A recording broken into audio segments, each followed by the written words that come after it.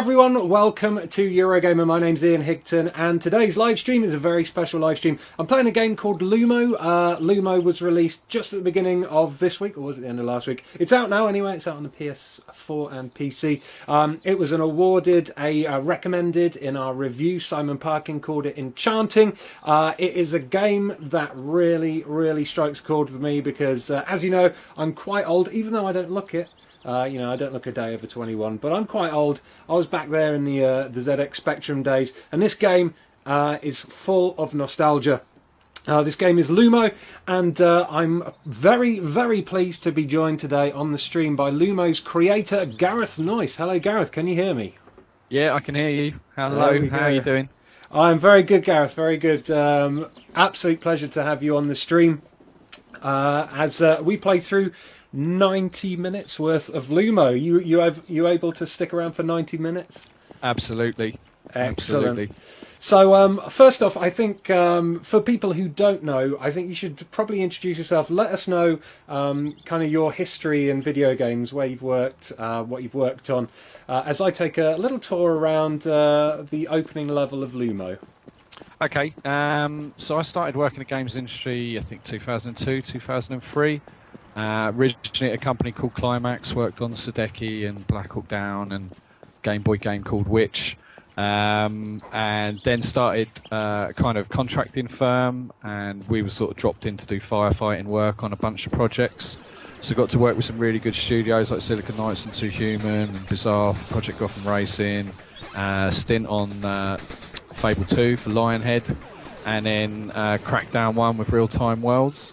And eventually our little band of contractors kind of formed Ruffian Games and did Crackdown 2, lots of Kinect games that I'm trying to forget, so I don't really want to talk about. Before I kind of eventually went off and went solo. So that's kind of where we are today. I left Ruffian 2 years ago. I started Lumo pretty much immediately, and I've been working on it ever since. Cool. So I've played through Lumo already. I've completed it. And I was speaking to you about this on Twitter. I kind of see Lumo as almost like a bit of an autobiographical game for you. It seems to chart almost like your gaming history, not just games you've made, of course, but games that have inspired you and been part of your life. This school, for instance, is a good... a very good example of this. What is this school all about? This is based on something. Yeah, so before I actually was working in the industry commercially, I was kind of doing some open source stuff and wasn't really getting anywhere. I was applying to game studios but wasn't really getting much interest. And I went to an event called Retrovision, which was advertised in Need to Know, which was an old email circular for geeky Unix beards. And we turned up at Retrovision, and it was basically this kind of thing, but it was in a pub, but loads of people had set up old machines, and Jeff Minter and a few other game developers were there, and I'd been a massive fan of Jeff Minter's games ever since I was a kid. Just went up to him and was like, dude, can I buy you a pint? Because like, you're Jeff Minter. And eventually there was a few more of these events, and I got started to know more and more people, and it slowly led into me actually getting a job as a tester at Climax. Right. So there's a sort of circularity with Lumo, because it's an isometric game. The first game that I bought was Head Over Heels, which was also an isometric game. So I wanted, it to kind of reflect those feelings I had as a kid, and the natural way to do that was kind of this school. It's meant to be, if you go to the entrance door, you can see the poster on the wall says Retrovision 2, and that was literally the poster for the second event. So I wanted to kind of have that circularity and kind of make it real in the game. It was literally a reflection of my path into games, and for the player, you're going to go through the same thing. You're going to go to Retrovision and get sucked into games. So awesome. We've got a couple of things on these monitors here. A couple of games loading screens. What are they? Are they? Yeah, so the one on the left is Rex by Jazz Austin, which was a late Spectrum game, but it's a hard-as-nails platformer with like a kind of rhinoceros with a jetpack and a laser gun, which was awesome, technically stunning. And then Amarut from the Pickford brothers. The big, oh wow, like 30 minutes and they couldn't get through it. And I was just like, right, okay, I should probably leave. Yeah, maybe tone it down for the earlier levels. Yeah, there was a bunch of stuff that I had to actually take out and remodel in the later zones because they're just, you know, you couldn't put them in the first hour of the game. Yeah. So there was a bunch of stuff like that. I mean, at the moment, the platforming is pretty simple, but it does get brutal in places later on, for definite. PS4 code is coming into the chat, into the comments in the next 30 seconds to a minute. Right, we can't get past that room anyway. That had "clean me" written on the wall, but there's no way past that room, so I need to head over this way and try and find a way to clean the water, I presume.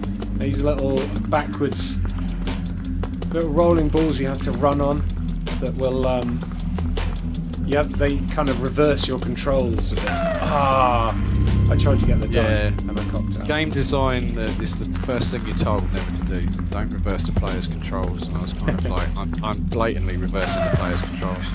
Well, to be fair, there was a lot of games that reversed controls back in the ZX Spectrum days. The reason I really did it is because the kind of sort of spin dizzy Marble Madness sort of mini game, and you really need some training for that because you can't just go in it and then have done. So this was always kind of done with an eye of how to make that actually quite playable. And the balls in this section of the game are much slower and much heavier than the one in the actual mini game. So you kind of train, you know, much easier really. Yeah. When you get to the mini game, it's much looser and much faster. But hopefully you've kind of got your head around it by now. Yeah. Well, I managed it alright, and I got the duck from that one, so we're good. Actually, an isometric style game that I really liked back in the day, a rare game as well, was Snake Rattle and Roll. Yeah. And that had a power up, or sort of a pickup that reversed your controls. Yeah, I remember that. That was the cause of many deaths. Right. Honestly, I know a few people swear at me the minute they see that because it's like, don't do that. I got back into Snake Rattle and Roll when it was released on Rare Replay recently, but I just couldn't do the boss. It just kicked my ass. You can go a little bit further out on the shelf. You can imagine the players like a big sort of tic-tac. Yeah. So you can actually, it's not quite the same as the really pixel perfect things on the 8-bit games. Yeah. But this is the first kind of max jump in the game, and I use it a couple of times later on as well. So this is just to get you. Yeah, I definitely need to be. And go straight as well. You don't want to go there. Yeah. Oh no! Then I just jumped into the wall. Oh, God, it's a good job I'm not streaming the later levels. You'd hear some swears. Yeah, that's much better towards the end. Okay, here we go. Oh, what?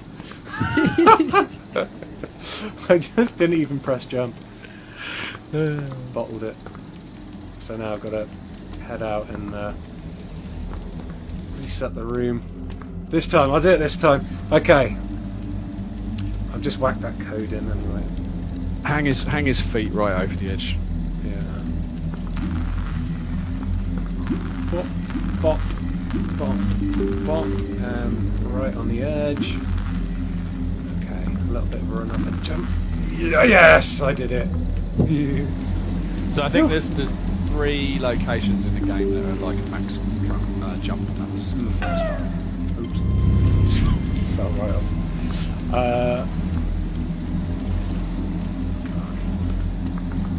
Can I go into that little fan? Looks like I can. Yeah, red herring. And ignore the duck. Sorry, duck. I can't believe it. I know. But like I said, I did get all the ducks first playthrough, so kind of redeems me a little bit, surely. I think you're going to have to tweak the achievement icon for that with your name. So I'm now standing on a little. I just standing on a little roller and dropped some soap into the water, which has now cleaned the water and meant some bubbles have appeared. The bubbles took me a little while to get used to jumping on as well. Yeah, they're the same trick. You can literally just hold the jump button and it'll bounce. It's way too hard to time the jump otherwise, so it's not fun. Do you know what I mean? So I do help you with that. Is the soapy water a reference to anything? Oh, soap on a rope, don't drop soap. It's just a really bad joke that I need to stop laughing at my own jokes. I apologise to everyone in advance. The bubbles though, they're more because of Bubble is the theme that kind of runs throughout the game. A, because it's amazing. And B, because I was going to sort of set up a room to look like a Bubble level. Yeah. I did Donkey Kong instead. And the bubbles had collision on them, they were kind of evil, but then when I jumped on them I was like, oh, this is even better, I've got Bubble. So I was like, I have to use the bubbles in a few places now just because. And they were another thing, but really super early, like first sort of 2 or 3 months I sort of stumbled on those. But Bubble with the letters and the mini games and stuff it's a kind of theme because I use the extend stuff for Bubble. I only managed to get two letters of the extend when I played. Yeah, they're not designed to get first time. I have to be honest, I purposefully did them to be quite difficult. Some of the time limits are pretty brutal. Yeah, it is. There's an exploit though, because the game doesn't actually save when you're in the mini game. So if you want to be cheeky, you could quit out of the game and have another go. Wow. If only I'd known that first time around. Yeah, awesome. I left it in on purpose basically. There is a little exploit, and there's another exploit with the wand lamp as well. If you do run out, you can just reload the game and it will charge back up again. So I like those sort of cheats because they are cheating, but they're also, you could also say they're a little bit reminiscent of the way we had to cheat retro games at times, I guess. Yeah, it is totally. There's a couple of things that are typing on the keyboard in the right place and you'll unlock stuff, and then those kind of exploits, it's like they did come up in QA and it's like no, I want them there on purpose really. Yeah. And they're just things, word of mouth you would uncover when you share with the school and stuff, so I kind of like that. Yeah, back in the days before the internet. Yeah, right. Your Sinclair tip shop. Yeah. Back in the day. There was an Easter egg later on. I'm pretty sure was it a guy, is it the letters page guy from Your Sinclair or something? He's on a... Oh, the train spotter. Yes, that's it. Yeah, so there's the train spotter and Rockford. Yeah. So they're the two gravestones in the church. And the train spotter was kind of used in the letters page, and then on like competitions and stuff that it used to pop up quite regularly in the magazine. And Rockford was he used to be in like the page borders on Crash or Zap, I forget which one, Zap probably. Okay. So I kind of like that because they were in the graveyard because they're dead. Yeah. So that was always quite funny. I quite like that. Yeah. See, even Easter eggs to the old school magazines of the day.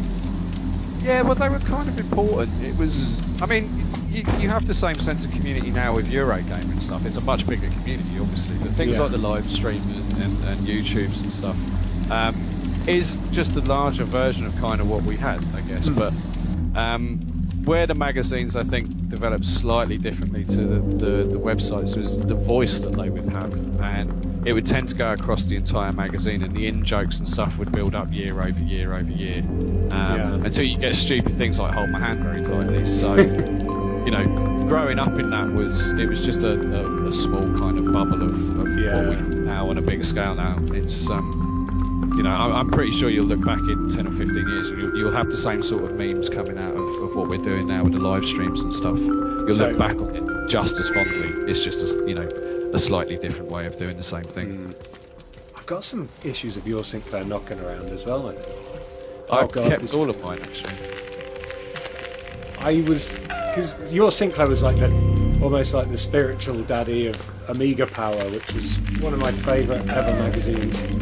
Yeah, it was Your Sinclair, Game Zone, PC Zone were all basically the same crowd, but Amiga Power was definitely the same ilk, I think, and it was that kind of irreverent you know, let's not take games too seriously, which, you know, it's computer games, let's not take it that seriously. Exactly.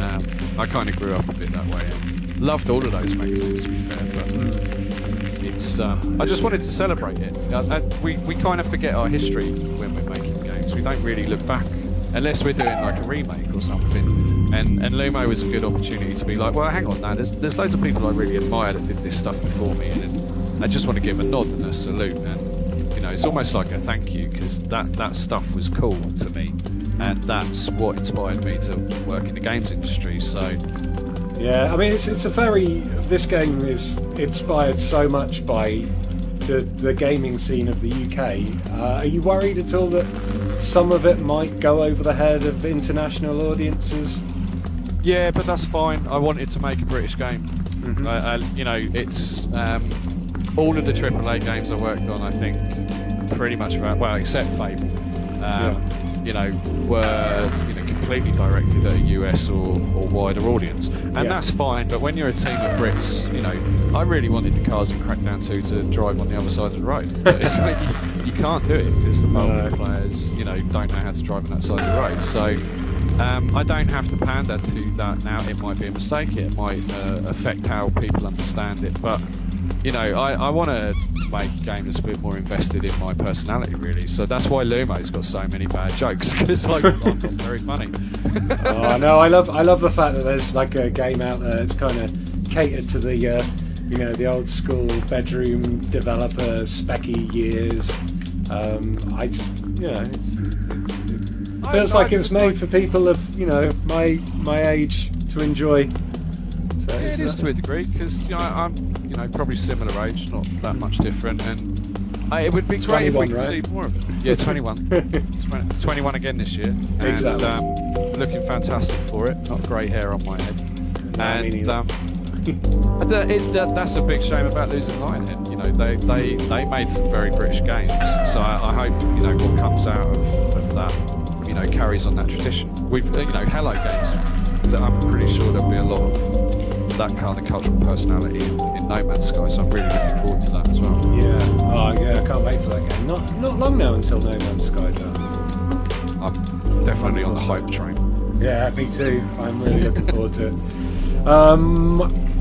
Oh, right. Comments. Stand by for another PS4 code for Lumo.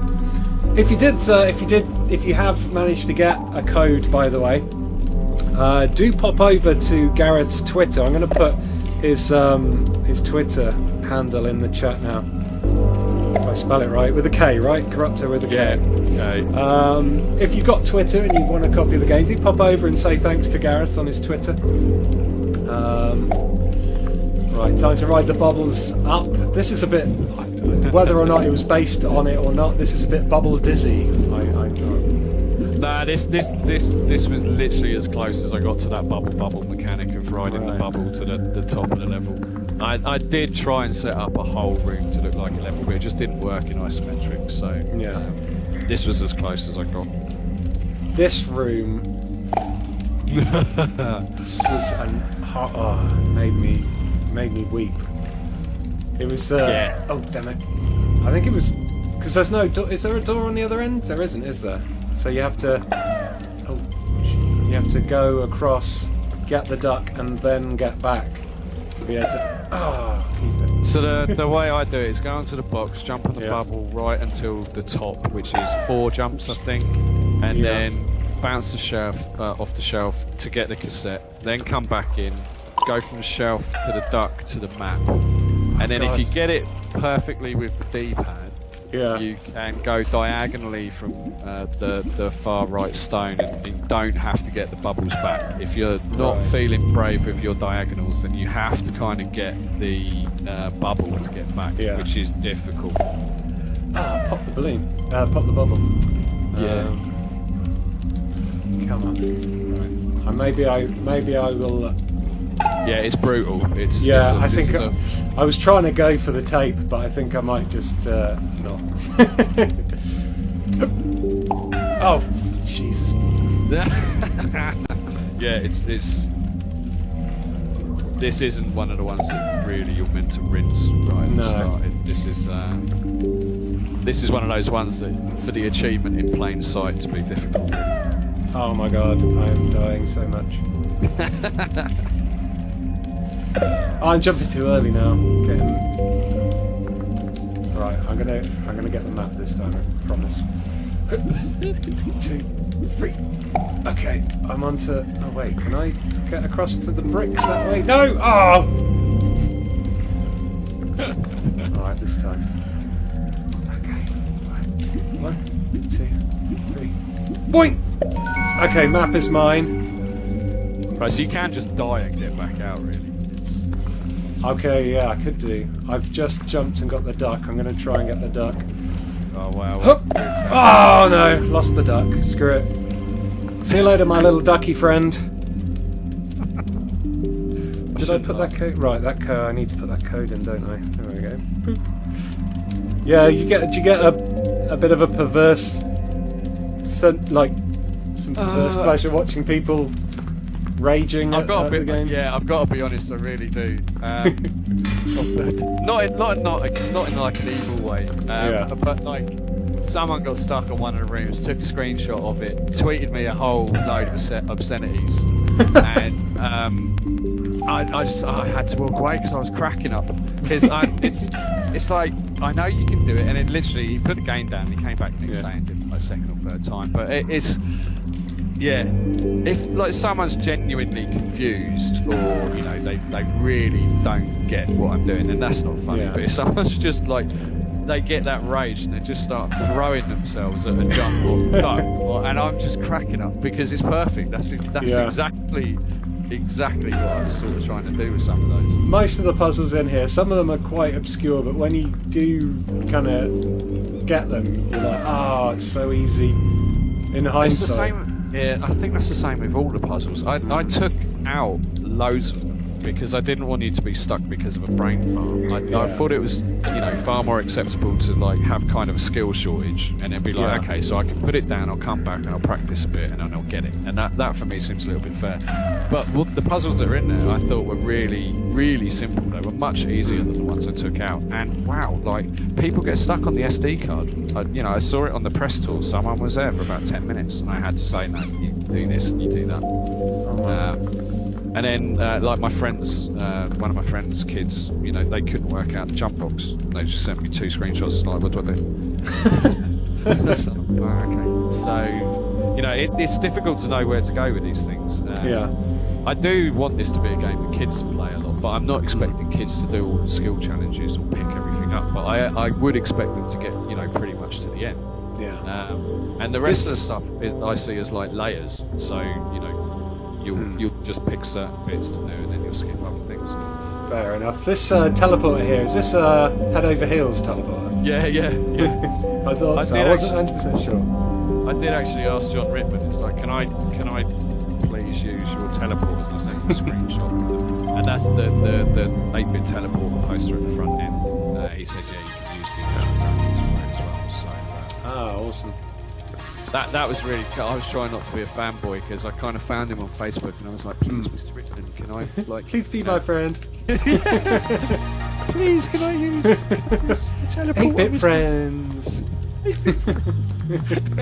And then when he got the message back and I was like, John Rittman message me. Oh my god. Literally one word. Yes. Yeah. Incredible. So, I've got a screenshot of it. So. You said best screenshot ever. So one thing I was wondering, like, because moving around in isometric viewpoint is kind of challenging, especially if you've never played one of these before. But you've spent over a year developing this game now. Are you just a master at isometric movement, or are there still times when you misjudge your jumps? To be fair, I've spent longer than that because I must have. Head Over Heels was the only game I owned for like an entire summer. And then you think how many games came out in that style. So you had like Great Escape and when what was it, the Earth Stood Still or something, the black and white. There was just loads of them. I used to pick them all up. I was a complete sucker for it. The only thing I noticed that was different, I used to play with the orientation the other way round on the spectrum than I did with Lumo. Okay. For some reason, I don't know why, it just felt wrong. And when I go head over heels, I play it the other way. That's the only real difference. So I never really had a problem with it at all. When I built the rooms, well, obviously I've got the advantage because I know where everything is. Yeah. But I'm not. I wasn't getting that blinded by the isometric, and it's the reason why I use the perspective camera rather than the axonometric orthographic camera. Is you have some depth, so it gives you a little bit clearer understanding of the room, and with all the lights. Oh, sorry, Karen. I was going to say, with all the lights and the shadows, I'm just trying to add more cues all the time.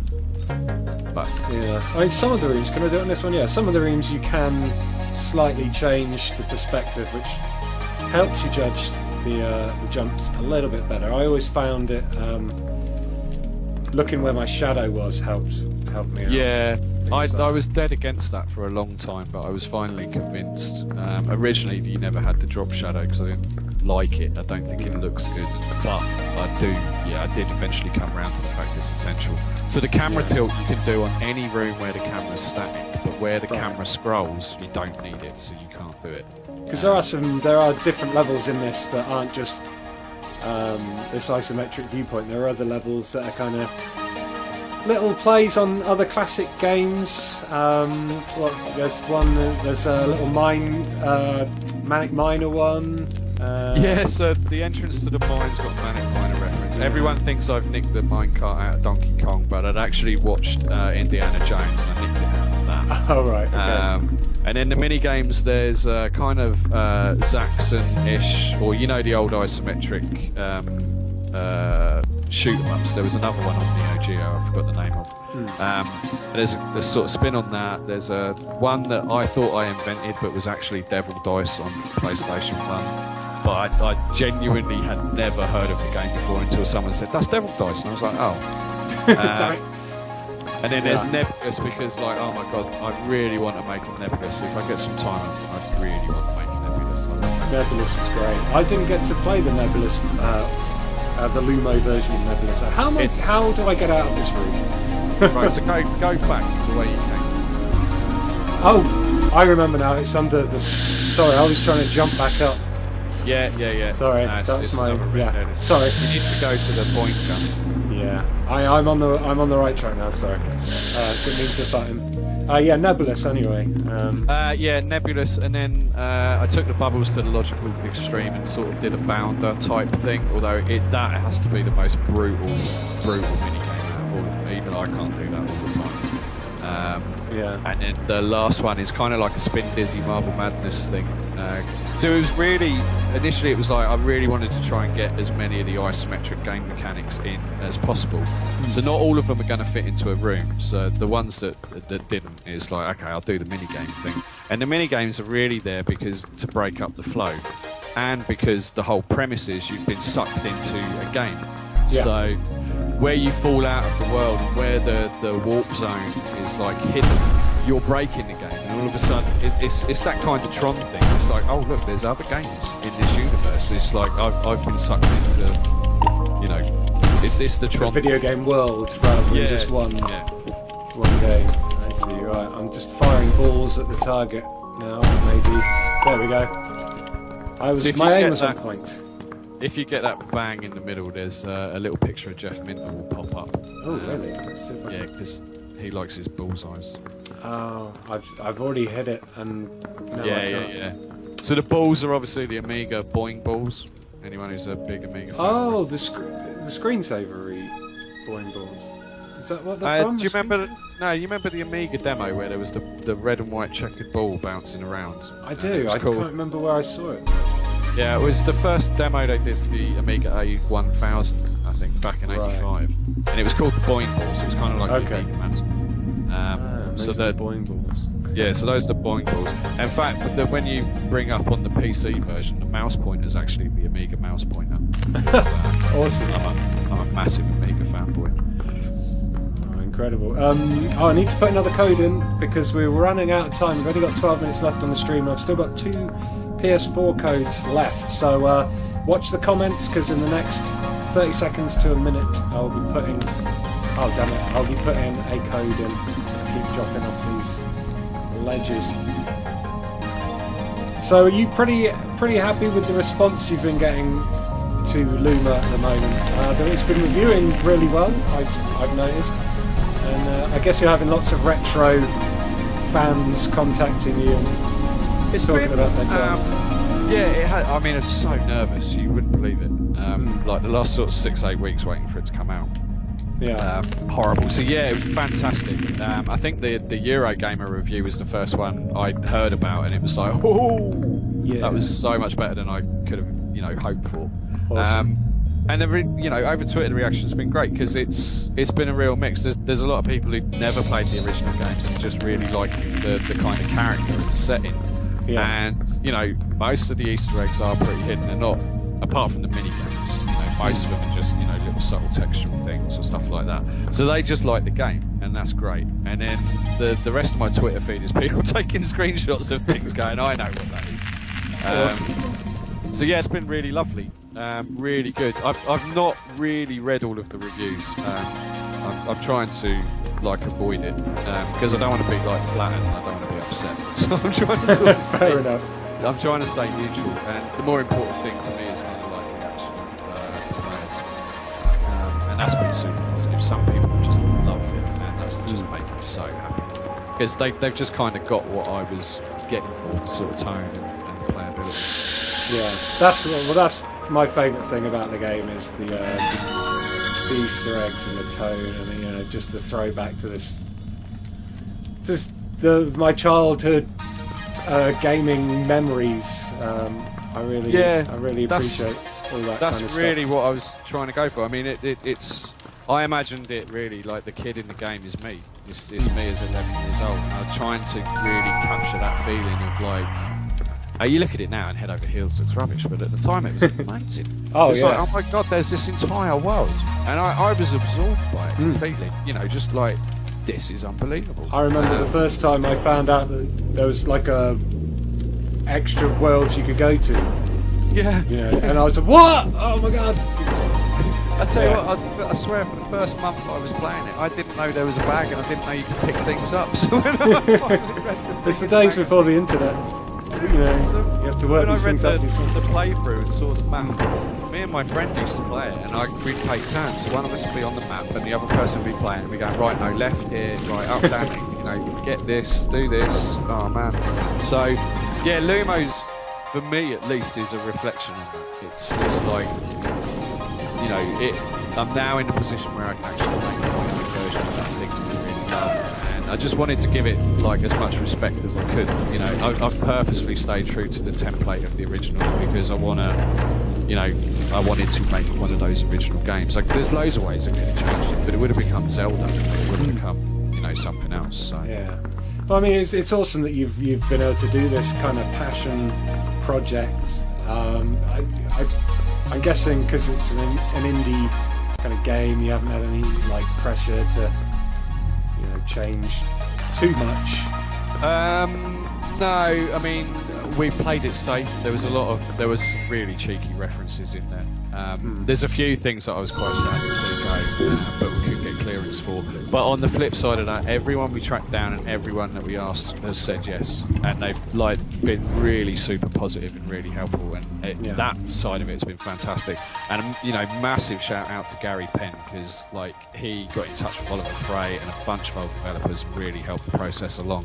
And then once that had kind of kick-started, everyone was like, yeah, sure.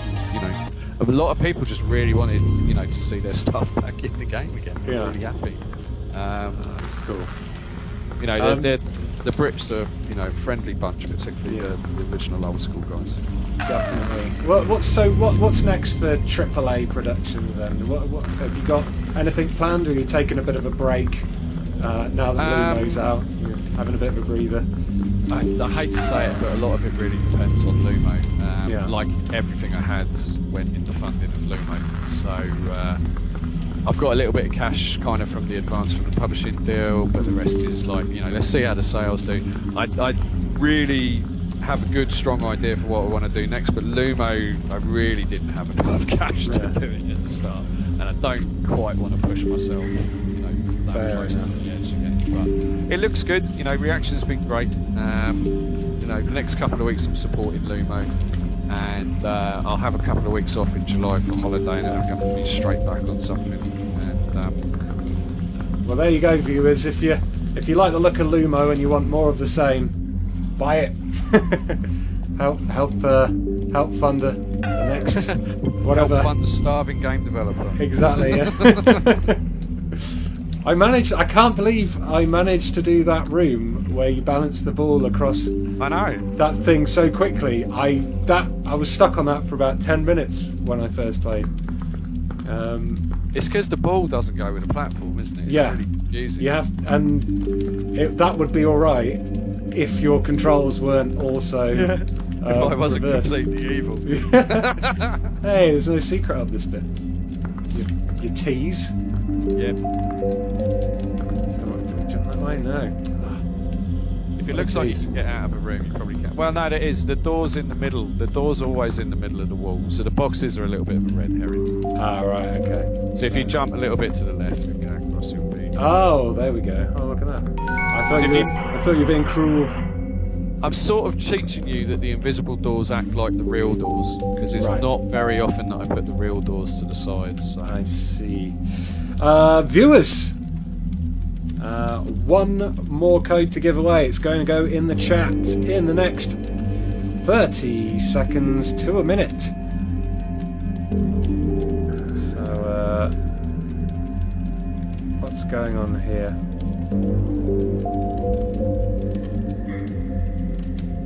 Something random, as I thought someone wanted to ask a question in the comments, but it just looks like someone shouting.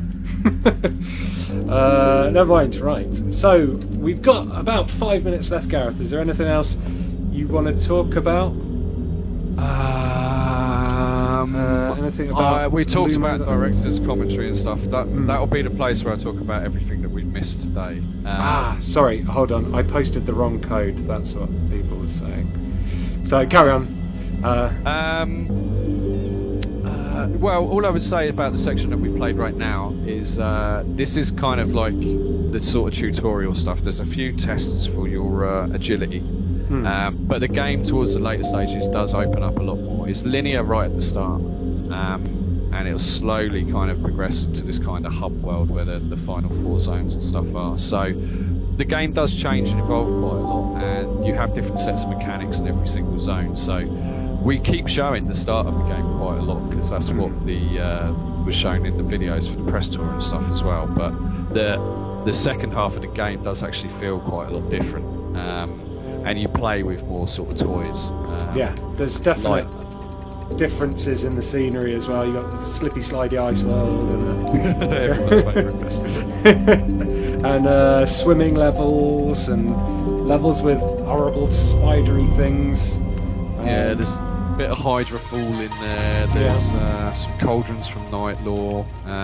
Lots of different types of flip floors and deadly traps, and the secrets get a lot more convoluted. There's loads of hidden passageways, and the wand kind of illuminates little pathways to get to different areas of the game. The pickups change as well because you need to get the coins to spend on the arcade doors to get to the mini games. So there's a big bunch of stuff that we haven't really, looked at today. But it unlocks really the further you go. So it's a bit old school as well in that sense, which I quite like. What would you say is your favourite Easter egg that you included?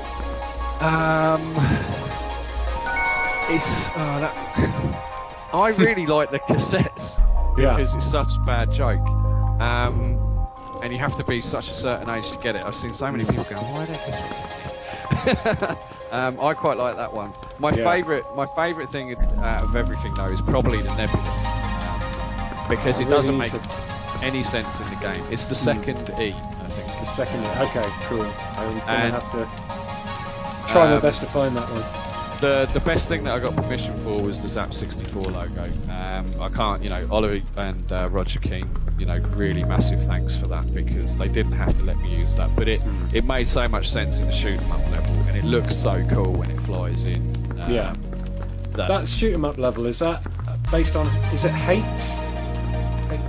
There was Viewpoint and Zaxxon were the two. The walls kind of remind me. I think it was Viewpoint. It It was a Neo Geo game. Ah, right. There's a game I had.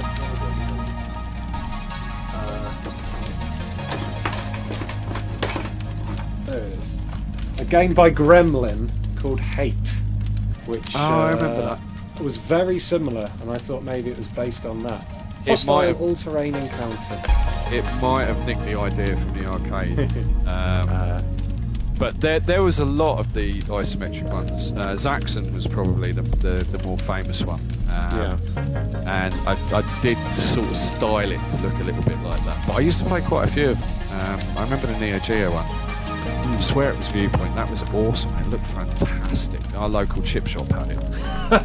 Our local chip shops were the best places to play arcade machines. Did you remember? Golden Axe in the local chip shop near me was every time we went there. It's like, Oh no, the Double 10Ps. Dragon at the Working Man's Club. Double Dragon coin op was amazing. That was I played that recently in a club in Southampton, randomly. No way, that's my hometown.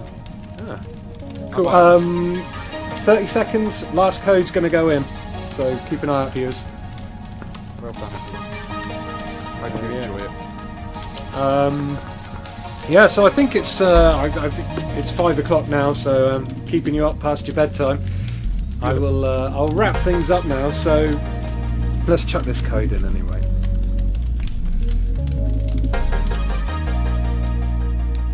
I need to get to this. I just want to jump off this lift and get in this top door here. Do, do, do, do, do.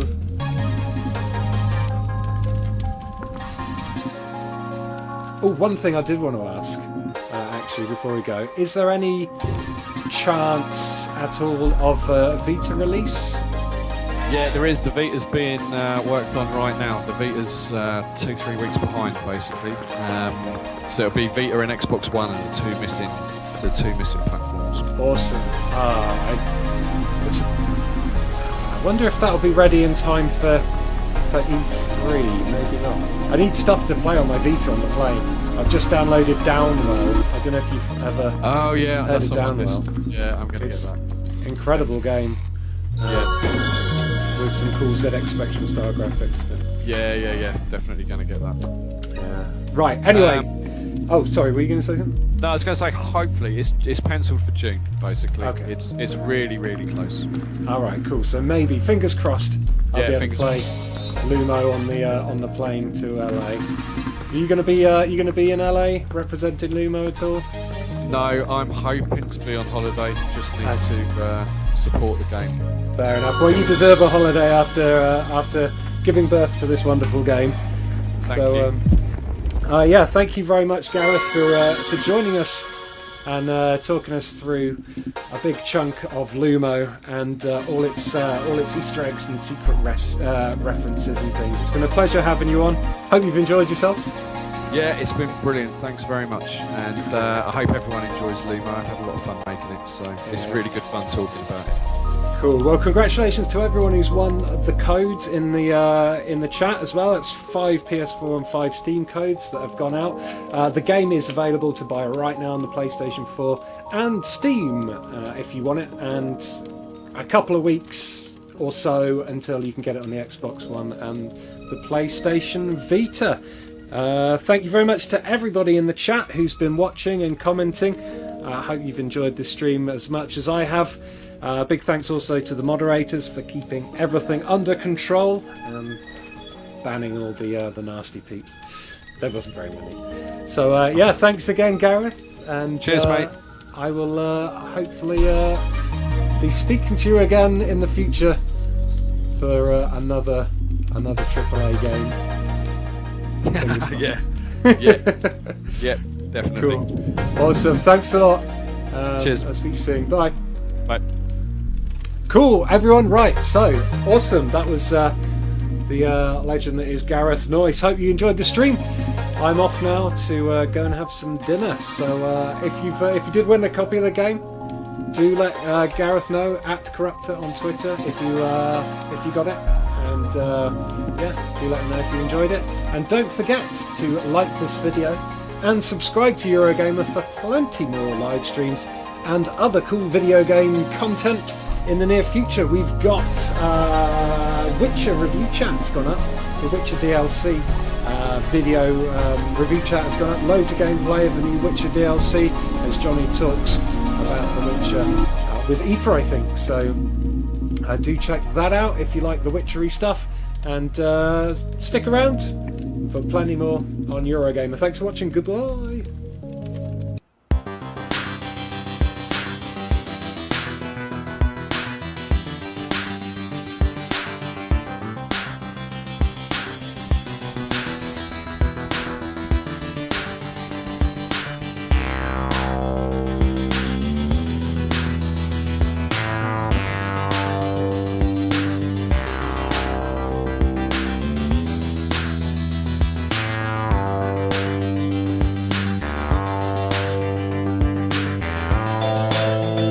TV's a demo from a demo scene group called 8-Bit, and they worked with me. We worked at Climax together, and then one of the guys worked on Crackdown 1. Now, they did Spectrum demos in the demo scene for a long time, for about 10 years. Yeah. And I was just like, dudes, you've got to let me have one of your demos for the intro. So they were like, yeah, sure, and you can take it. So if you actually stand and watch the whole demo, there's an achievement for it as well. What's the demo called? Because you can, it's called Spectrum, Pimp My Spectrum. Yeah, you can actually watch it with sound and everything properly on YouTube. I searched for it, and it's on YouTube as well. But you get an achievement if you stand and watch. Yeah, so the gap next to the guy that's watching it, if you just sit in that gap from the very start until the end, you'll get one of the hidden achievements is for watching it. Well, I won't do that now. I should kick off the game. Oh, what have we got here? We got any? What's that? Uara Kung Fu. Yeah, so fighting farmers. The arcades have got some vague relevance as well. So, Neutrino was the first game that me and my friends tried to make. Early 90s for the Acorn Archimedes. We never got anywhere, as you'd expect. I think we had like some D-paint drawings of the levels and some sprites and stuff. Yeah. But we never really finished it off. And then Balls Up was an iPhone game that I released in 2009. And then Uar Kung Fu was a paper design that I did for a fighting game based on Yar Kung Fu, the super old 80s arcade. Incredible. And then obviously Lamatron, because, Jeff Minter. Yeah. Jeff Minter did TXK, is that right? Yeah, he did, yeah. And you did the sound? The music? I did one of the sound. I did the ravey music that you hear early on. There was a bunch of people off of his forum did the rest of the music. Cool. Well, we've just been scanned by the Spec Eye, and we've gone all Tron. And we have now inside the game, I guess. Yeah. This is where Lumo starts off proper, and you take the form of a little wizardy chap or chapess. He's got no name. You don't know if it's a boy or a girl. He's I just say he. But yeah. He could be. I wasn't sure whether he was called Lumo or whether. No, Lumo was because of the translation. I think the literal translation from Finnish to English is enchantment, and I wanted that was kind of like the summation of the feeling that I wanted to get in the game. So that's where the name came from. Yeah. Originally, it was called Arse Over Tit as a play on Head Over Heels. Amazing. I kind of like that. I got voted out of it. There was a discussion in the house, and my girlfriend won. Sense wins over awesome titles, I guess. Yeah, bad puns only go so far. But if you've played games like Head Over Heels or Solstice, things like that, you're going to recognise this setting, this isometric viewpoint. Each room in Lumo is kind of floating in space as you go through doors.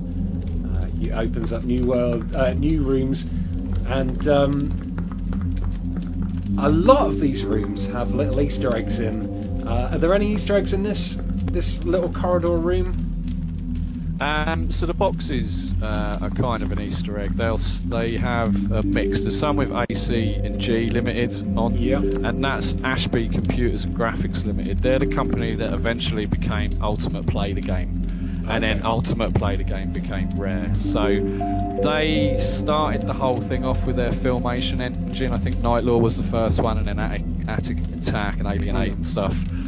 So really, that's a super nerdy reference. That's a That's a proper train spotter reference. That's the thing. Like I said, I've played through the game. I've completed it, and all the way through, I was spotting little Easter eggs that were making me smile, like little references to games I remembered, and I was like, oh, I know what that is. But then also, I'm guessing there's a load of really obscure stuff that I missed completely, like the AC and G Limited stuff. Before we go any further, by the way, I should say that I have been kindly given 10 codes for Lumo to give away. I've got 5 Steam codes and 5 PS4 codes to give away during this stream. What I'll be doing is I'll be dropping them every so often into the YouTube comments. So keep an eye out on the comments. I'll give you a little bit of warning when I'm going to drop one in. I'm going to drop a Steam code in now, so well, in the next 30 seconds, so there's no delay. But yeah, if you've got Steam or you've got a PS4, get the code entry screens open. It's fastest fingers first on these codes, but you are in with a chance of winning a copy of this game if you're quick enough. So anyway, let's carry on into the next corridor. Now, first, when you first start in Lumo, you can't jump or really do much. You're kind of stuck at a little walking speed. So when you reach this room here, you can push a box that says rare goods. Nice little nod to rare there, I'm guessing. Yeah, that's a bit more obvious. Yeah. So we need to find a way to jump, basically. So if we head back this way and follow the arrow on the wall. I was going to say, it's a good level design tip. If you want players to go right, put an arrow pointing left. Exactly, I always do that. If a game scrolls to the right, I always go left, just in case there's a secret there. Everyone does. And here's a book, a lovely little floating book. But I can't get it, I can't jump. So we're going to have to sort that out, Gareth. And if we carry on heading through here, through these little corridors. Now, graphics-wise, in this game, am I correct in saying that a lot of these graphics you got from Unity assets, or did you get artists? No, there's a real mix. So the character art was done by a guy called Paul Large, who I used to work with at Ruffian. Stuff like the book and some of the textures and a lot of things like the walls and things I did. There is a lot of asset store stuff. I think I used 2 asset packs. There was a top-down dungeons, which provided a lot of the bottles and things like that. And there was another one I forget. Excuse me, I forget the name of now. But it is a real mix. I basically took every kind of shortcut I could to make the game. And there's some stuff I kind of bought off of Turbo Squid as well.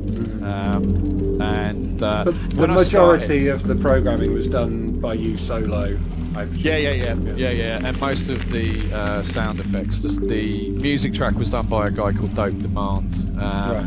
But towards the end of the game, I had learnt enough kind of modelling, and I'd learnt how to rig the characters, and I'd learnt how to do the animations. So by the end of it, I'd hardly use any of the props and stuff. So you can kind of chart how I picked up the things I'd not done for a very long time as the game goes on. Cool. Now, isometric games of old have always been a little bit tricky to control, but I really like the way that in this game you can actually choose your control. I don't know if I can do it until I get the book, but you can actually choose your control scheme in this using a little kind of Street Fighter 4 training room. I'll show that off in a bit. Right, so here we go. We've entered the room that gives you the ability to jump.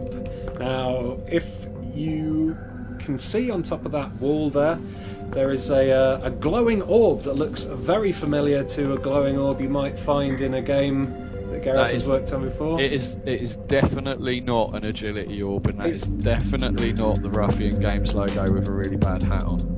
Oh, it's not. Oh, okay. Fair enough then. That definitely didn't sound like collecting an agility orb sound either then. No, it didn't. It is not the agility orb sound with me putting a pitch bend on at all. Okay. All right. I apologise for that terrible mistake. Congratulations to Gemspark, by the way. You got the first Steam code. Well done. Hope you enjoy Lumo.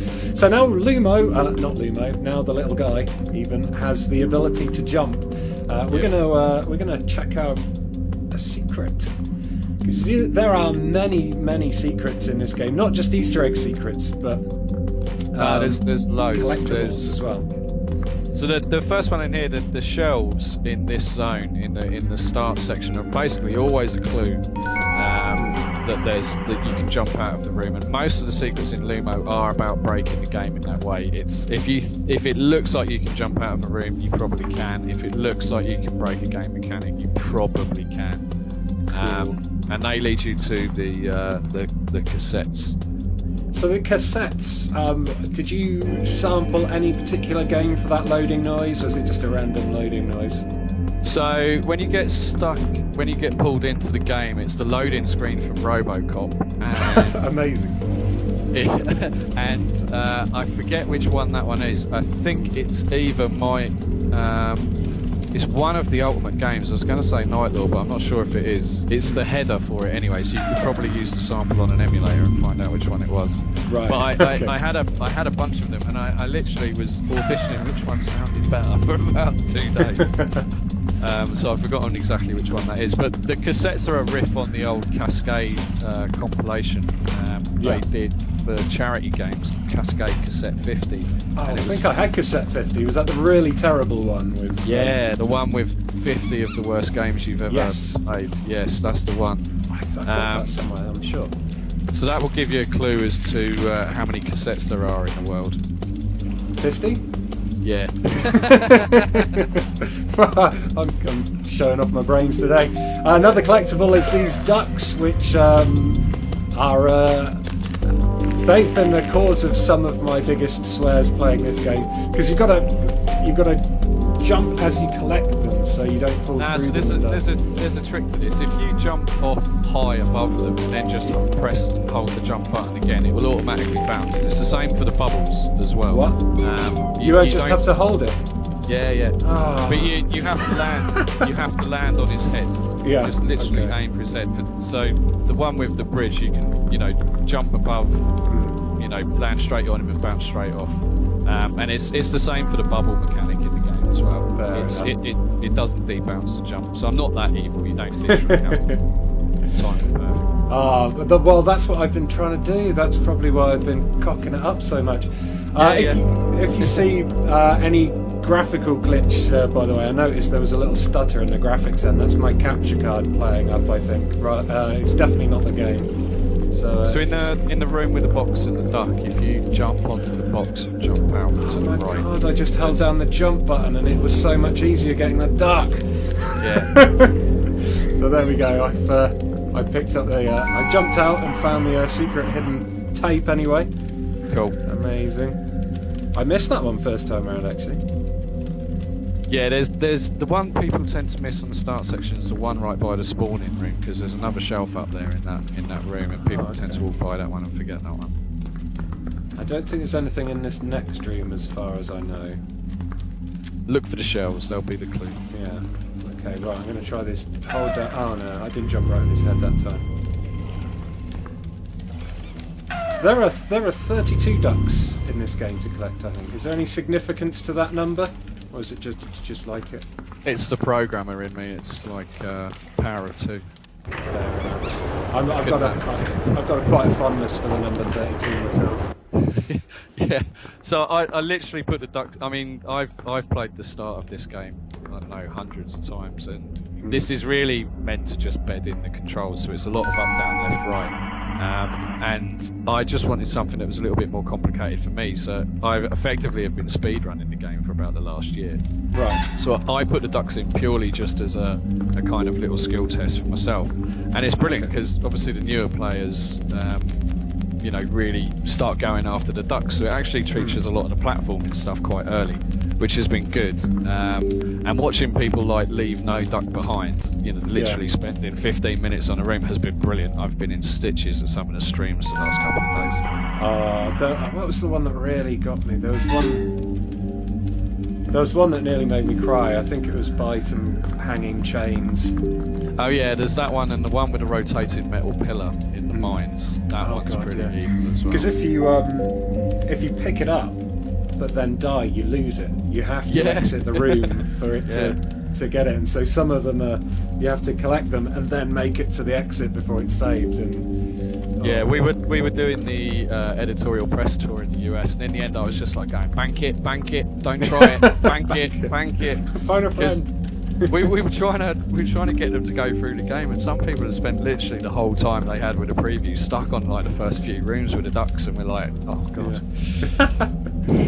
Yeah. Oh, sorry, carry on. No, I was going to say it was good, but you know, I wanted them to see more of the game. Fair enough. Well, I'm gonna put code warning. I'm going to put another PC code in the next 30 seconds, so keep an eye on the chat, people. I'm now also going to collect the book.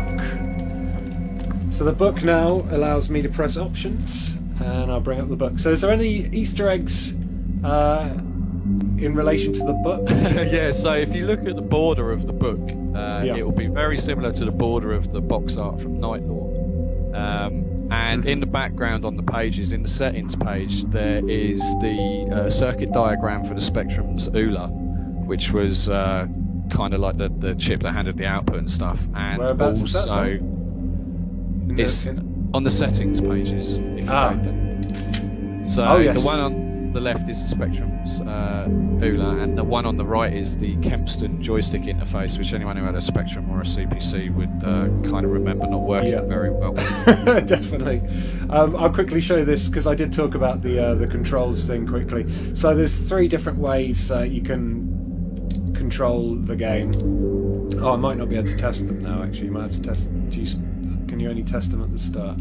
Oh yeah, no, the dojo's just on the front. The dojo's only at the start. Yeah. Okay, fair enough. I go for the middle setting anyway. I find that one works best for me.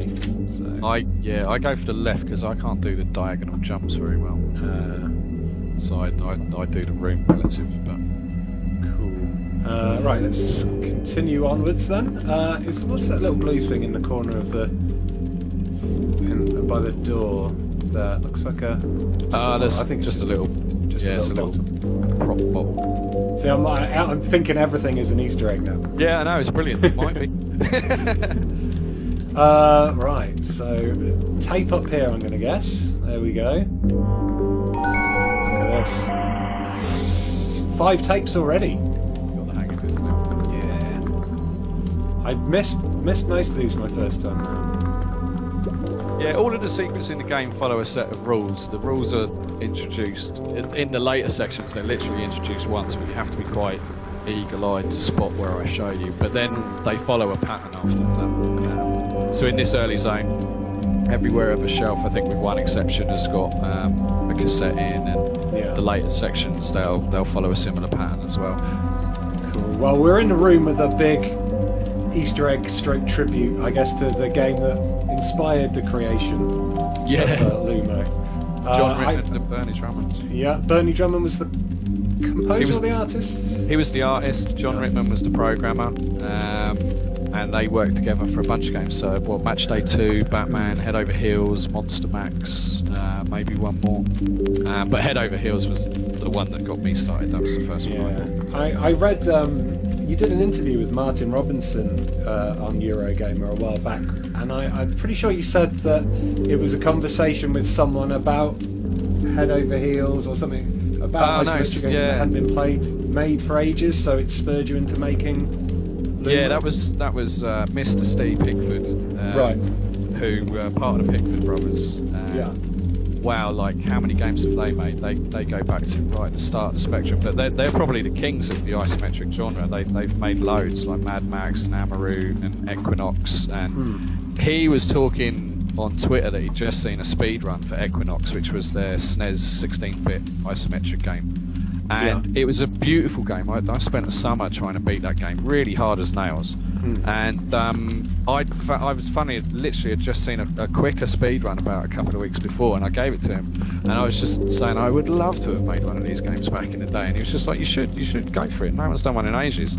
And it's sort of been in my head that I needed to find something to do, you know, that I really believed in if I was going to, you know, work on my own. So I did a quick prototype, and I emailed it to him. It was like, this looks actually pretty cool, and that was it. That was Lumo, literally born in 2 days. Amazing. I stood up for a second there while you were talking. I wasn't wandering off to be real. I was just picking up my copy of Head Over Heels Have you still got it? Yeah, I got my Hit Squad tape. I got a little retro Fantastic. shelf next to my streaming setup, and as far as I know, it still works.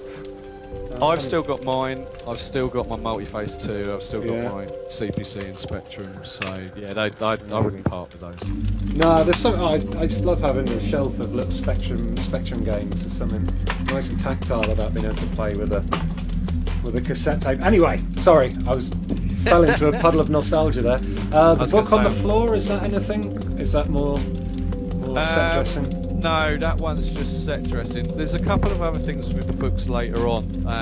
There was a guy called Zax who did some programming books for 6502 and the Z80, and his name's on the side of the leather Lumo book that you can pick up, and his programming books are hidden in some of the rooms, much further in the game. So the book, there are a few nods to some books. Yeah. Anyone who started programming in the 80s probably had those books, so they recognised them from even a few pixels on the screen. Okay, I'm doing terribly at getting this next duck. Come on. Well, I'll give it one more try and then I'll give up. Yeah, so you're hitting the collision a little bit as you're jumping. So if you stay where you spawn and just go straight northwest, you'll land straight on it. Okay. I'm falling too short. Right, I've given up on that. I've collected all these before.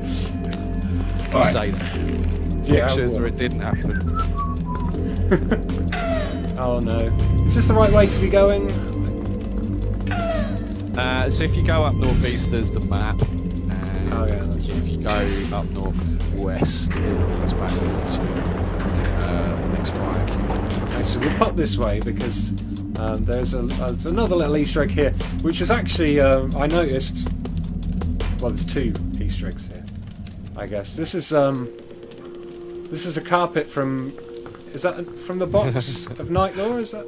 No, Myanmar. Myanmar. Yeah, so it's the border from Myanmar.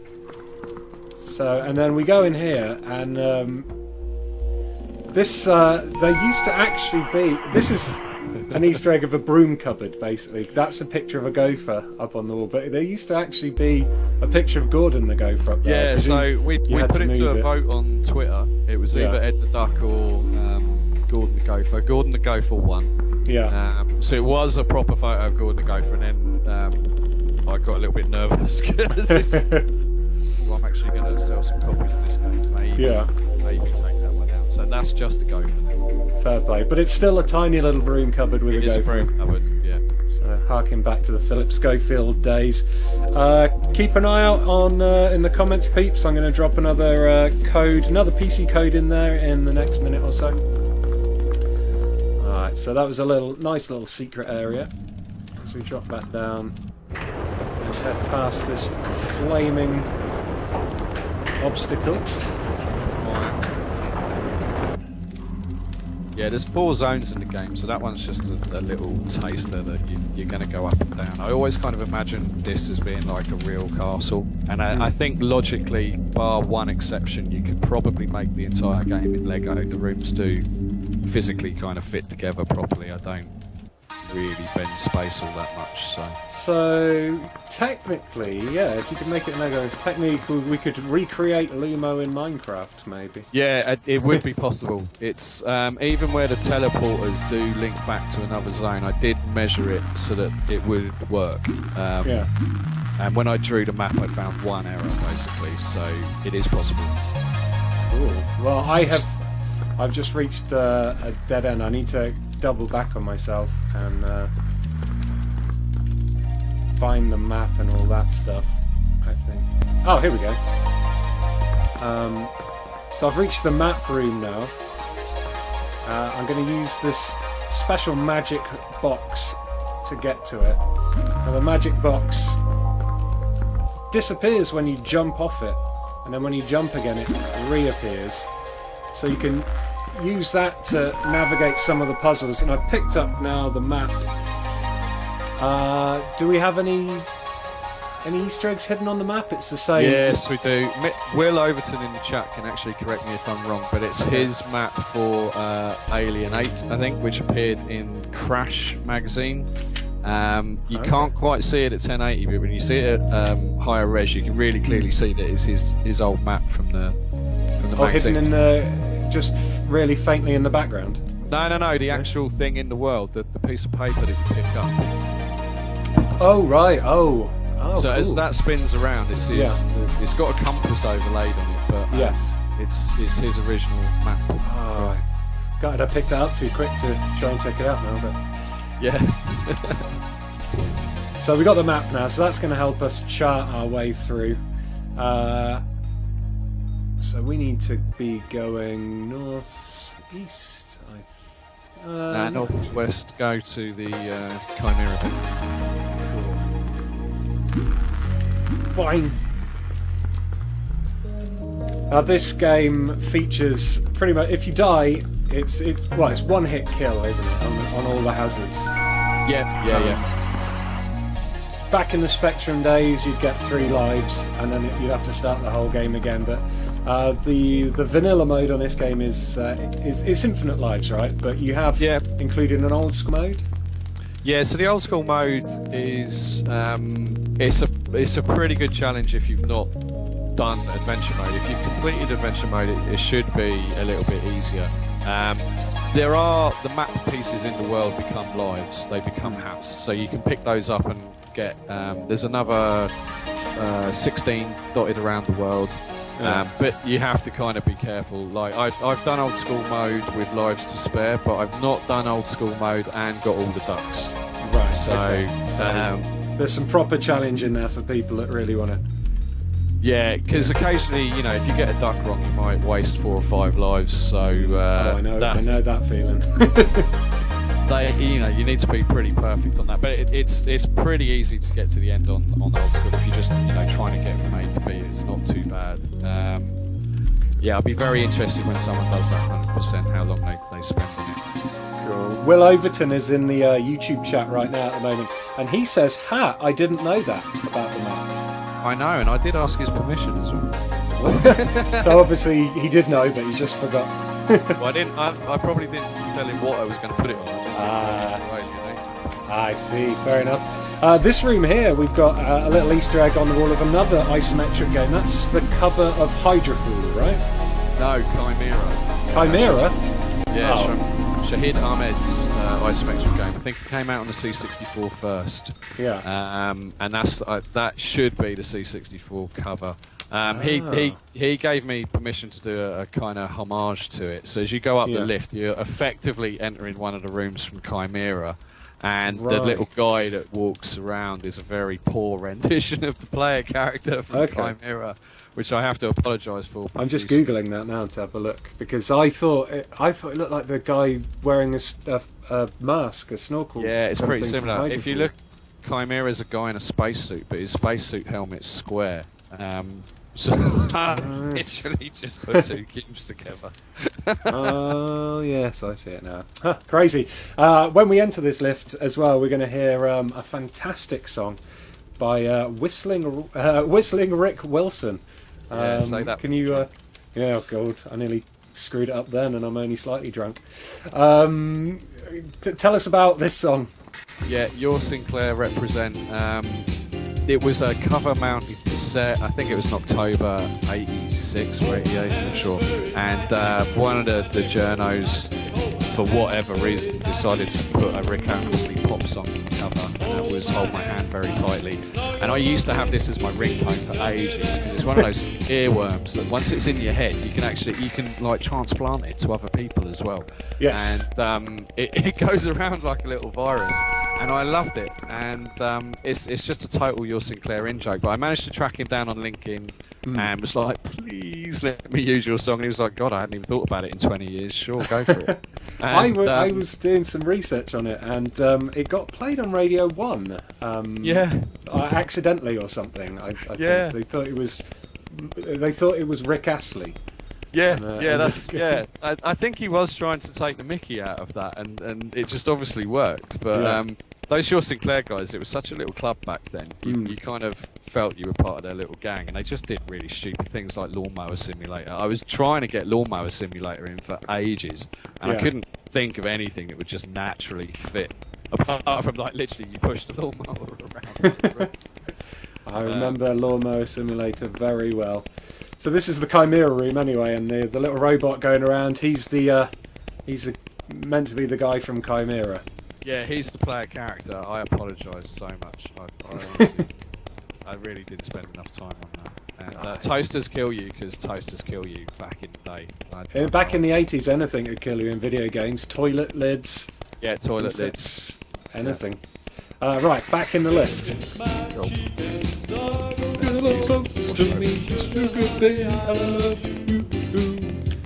Brilliant.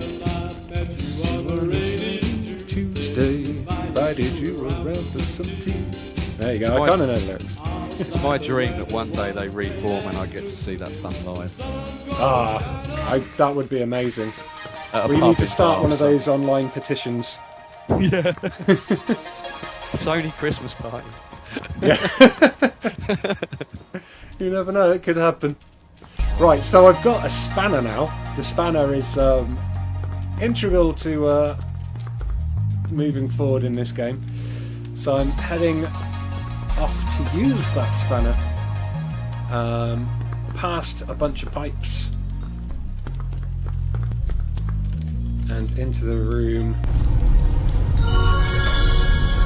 A quick push on the spanner and that is going to start up a conveyor belt.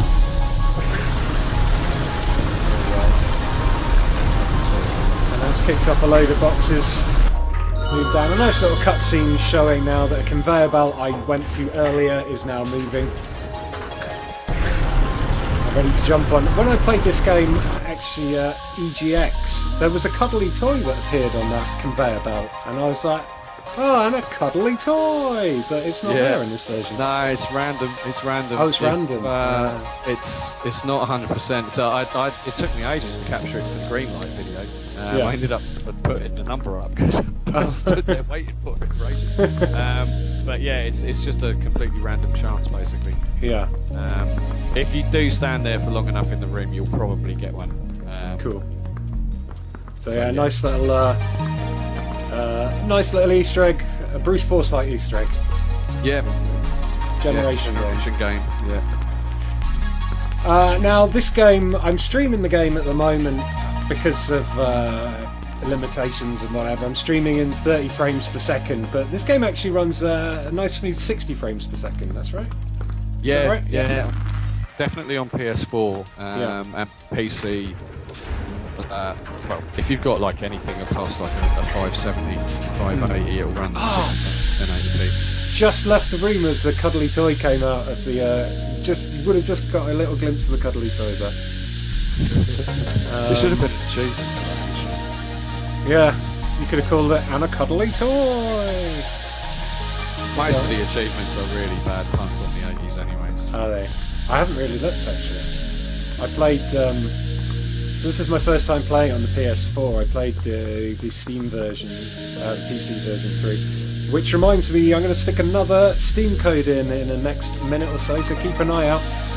If you guys and girls in the comments, actually, if you've got any questions for Gareth, if you want me to ask him any questions, do let us know in the comments, and I'll try my best to answer them. Okay. The platinum achievement on PS4 is Ultimate Playing. I was quite proud of that. That's a cool one. Right, this next bit is a true test of isometric platforming skills.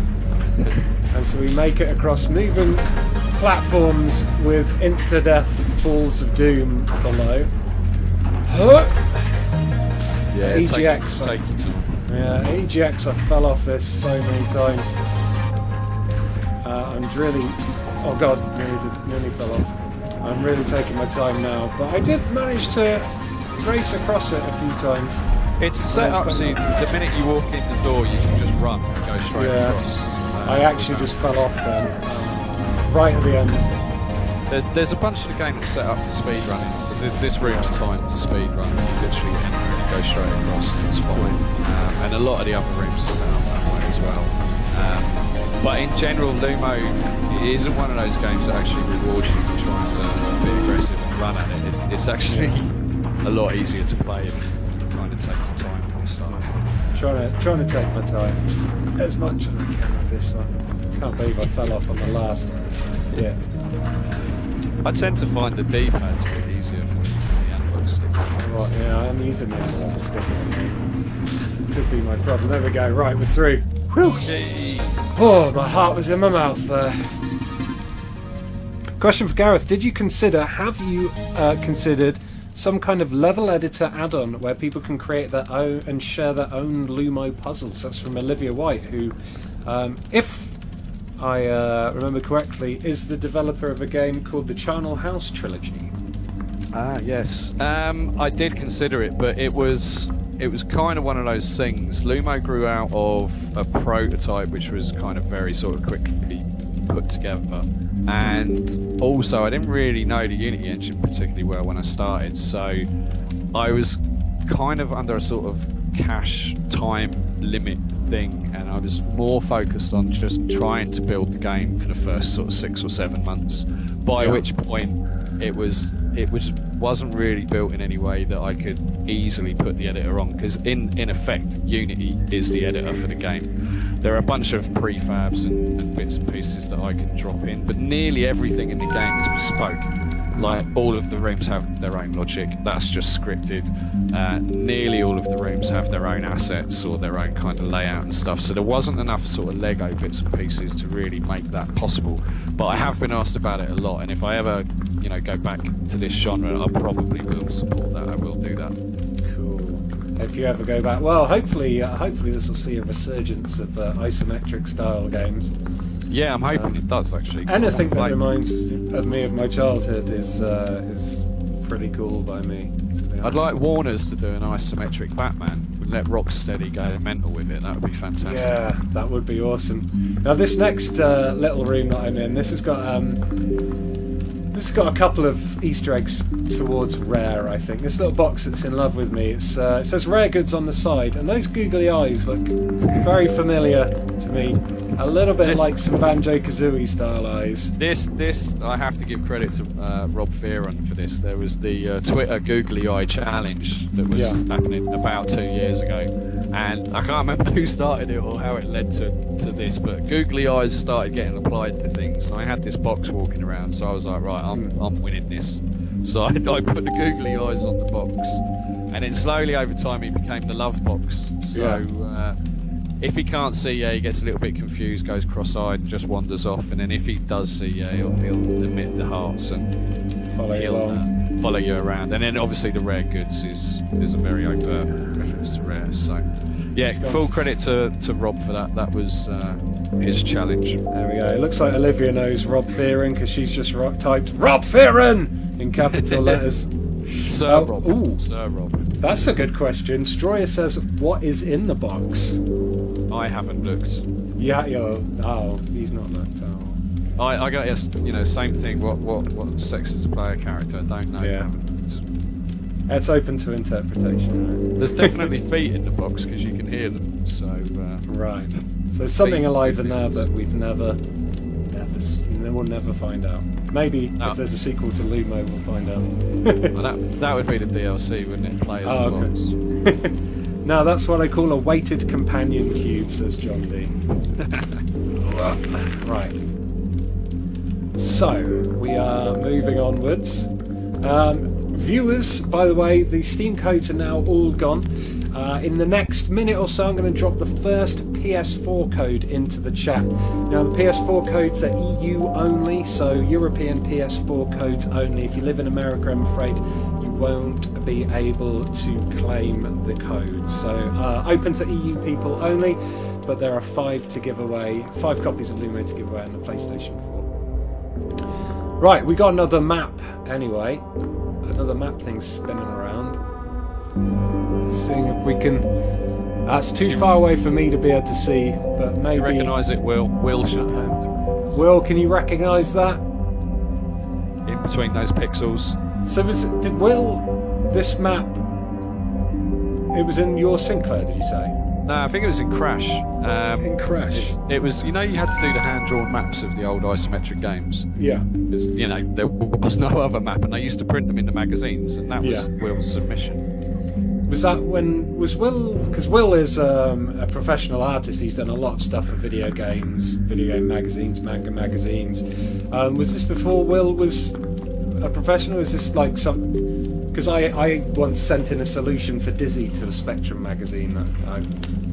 I had a letter printed in Amstrad Action. I'm guessing so. Will did the covers for Superplay magazine, and he also did the key art for Lumo, so the cartoon wizards and stuff you see in all the promotional material. That's from Will as well. The in the thumbnail for this video, I've used that artwork. It's gorgeous, and there's so much really detail in it. You keep looking at it, and you're like, I didn't even see that. No, it's awesome, especially once you've played through the game and then you look at it and you're like, oh, I know that, I know what that's from. It's brilliant. So this puzzle had me stuck a little bit. All right, PS4 code anyway. I'm going to whack that in now. Am I? No. There we go. So the thing with these is this is 8-bit physics. It's not real world physics. We've gone back in time, so yeah. That's why you can only push things in certain directions. Yeah. So you need to push this one out slightly from the back, and then you have to lead him round. Ah, he's cute. And drop in there, and then jump up and jump up. And so what am I about to collect on here? What is this? So this is the first of the kind of machine parts. We're basically building a machine to get home, and this is the SD card, which is holding the OS. And couple of references, obviously apart from using my name for the brand. There's Hollyhock, which is Red Dwarf. Yeah. Prodigy there to take your brain. Take your brain to another dimension. Big Prodigy fan. I listened to quite a lot of old school when I was developing Lumo, so it's creeped into the game in a few ways. This is the first. Yeah, Hollyhock is Red Dwarf. And GN Tech, Gareth Noyce Tech. Yeah. There's a lovely Gareth Easter egg at the end. I won't spoil it, but there's one at the end of the game that made me chuckle. Oh, got to be. I can't say what that was originally. No. Right. So this one you got to be nice and quick doing these floor buttons. Ding. Ah, I wasn't quick enough. Yeah, that was the second room that I actually built. The first one was the spawning room. Yeah. This musical floor. Billie Jean times, I think called it. Billie Jean times. Ding, ding, ding. There we go, did it that time. Shall I risk trying to get the duck? I think the door's open now, so it doesn't matter. I've already left one duck behind. I'll try and take this duck with me. Come on, duck. Hup. Yeah, there we go. Oh my god, it's so much easier if you hold down the button. Is this duck going to take me outside as well? No.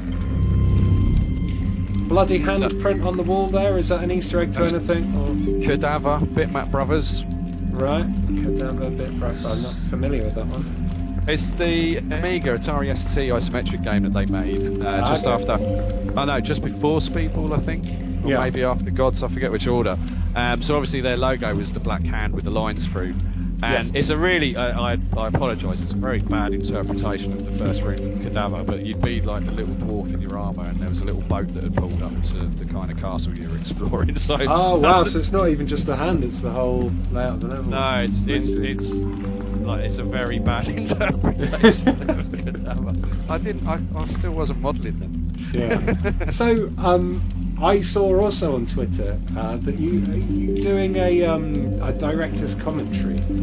Yeah, I am. I've just put the first part up on my YouTube channel last week. The second part will go up on Friday, and I'm just going to go through week by week. So it'll be a lot of the stuff that we're discussing today, but then obviously I'm going to go all the way through the game. So at the minute I can't decide if I'm going to show all of the secrets or if I'll kind of like just say there's a secret in here. So I'm going to put that to a Twitter vote next week, because I'm at the point now where I've given away quite a lot.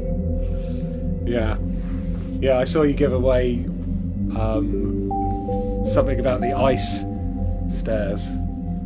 Yeah, a lot of reviewers got stuck on that. I won't name names, but a lot of reviewers got stuck on that. To the point where I think if I'd have taken that room out, it might have actually positively affected my reviews.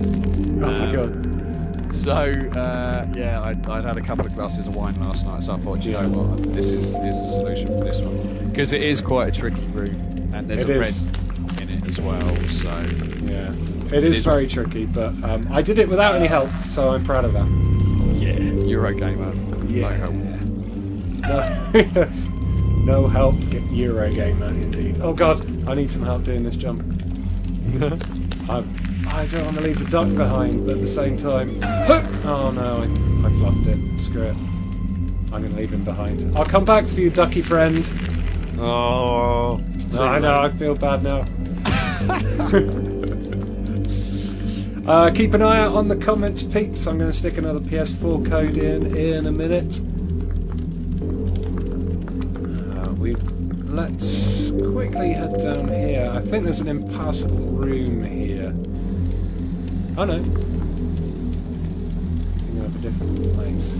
Ollie Space just asked, are there any Paradroid Easter eggs? No, I didn't put any Paradroid stuff in. I was leaning a little bit more towards Jeff Minton and Andrew Braybook. This one. There's a couple of Jeff Minton Easter eggs. Fair play. Is there anything? Alright, it's this next room, isn't it? The